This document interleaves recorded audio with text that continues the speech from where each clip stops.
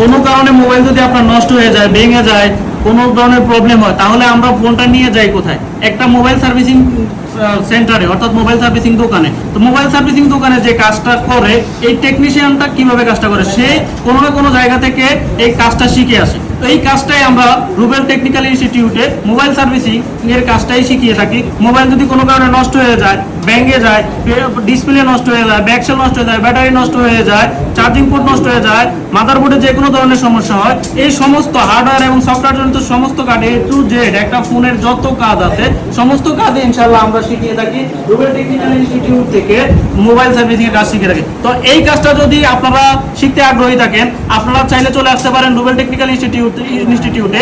আমরা এখান থেকে ইনশাআল্লাহ আমরা 100% দিয়ে, আমাদের সর্বোচ্চ প্রচেষ্টা দিয়ে আপনাকে প্রত্যেকটা কাজ হাতে কলমে প্র্যাকটিক্যালি এবং থিওরিক্যালি শিখিয়ে দেবে ইনশাআল্লাহ।